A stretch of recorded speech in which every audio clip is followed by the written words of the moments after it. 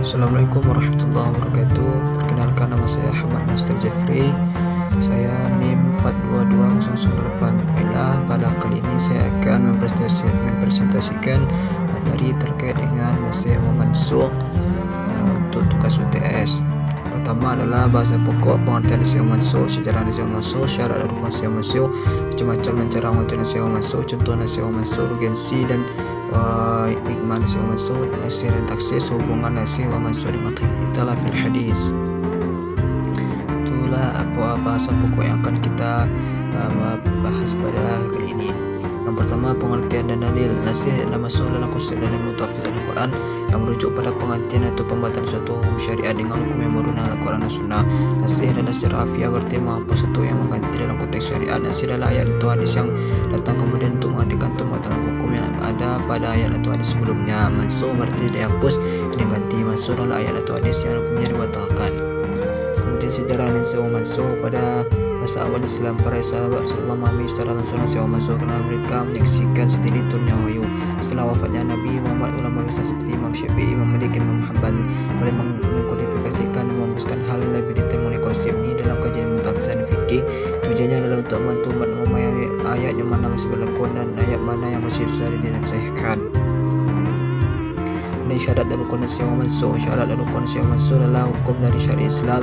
Nasih harus datang setelah mansukh. Kedua, ayat berada dalam hukum yang sama, dalil yang jelas, nasih lebih kuat dan sebanding. Kedua, rukun nasih mansukh, hukum yang mansukh, dalil yang nasih dan mansukh. Itulah syarat rukun dari nasih wa mansukh itu sendiri. Kemudian macam-macam dan cara mematuhinya. Yang pertama, macam-macamnya nasih dalam Al-Quran dengan Al-Quran, nasih Al-Quran dengan hadis, nasih Al-Quran dengan jemaah atau qiyas. Saya tambahi nasih sunnah dengan Al-Quran, nasih sunnah dengan sunnah.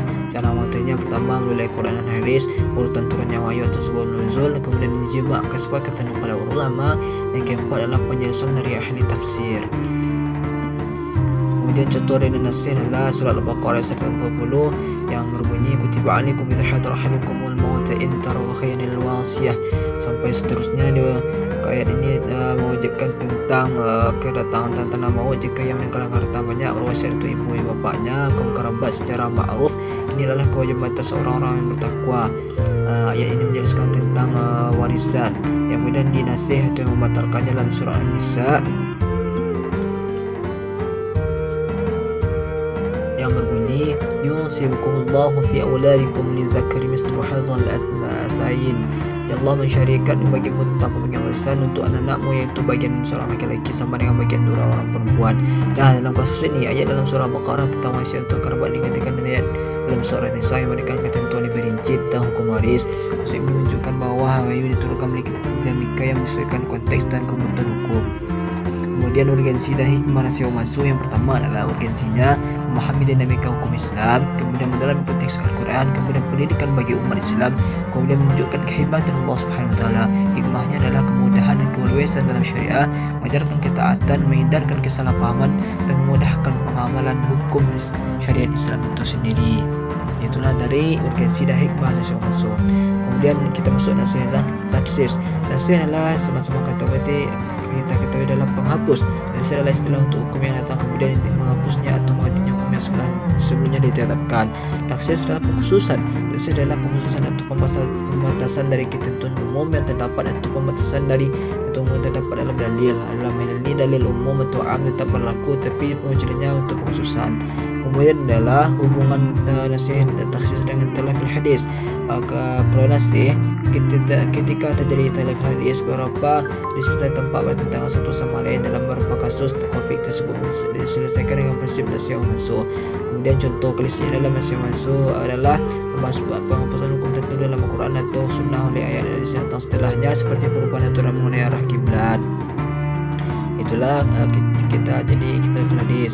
Kemudian taksis dalam konteks ikhtilaf hadis, taksis harus digunakan untuk menjelaskan perbedaan hadis yang terlihat kontradiktif. Salah satu hadis yang lebih spesifik dapat membatasi cakupan aturan lingkup hadis lain yang lebih umum. Dengan begitu tidak ada pertentangan, melainkan dua hadis tersebut berlaku dalam situasi yang berbeda. Contohnya, sebuah hadis besar menyebutkan perintah umum, tapi hadis lain lebih spesifik dapat mengkhususkan siapa yang terlibat dalam perintah tersebut. Lebih khusus dari yang umum menjadi khusus. Itulah ikhtilaf fil hadis dalam takhsis. Terima kasih, itu yang saya dapat sampaikan. Bila ada kesalahan dalam perkataan saya mohon maaf. Sekian yang dapat saya sampaikan. Wabillahi taufiq wal hidayah. Wassalamualaikum warahmatullahi wabarakatuh.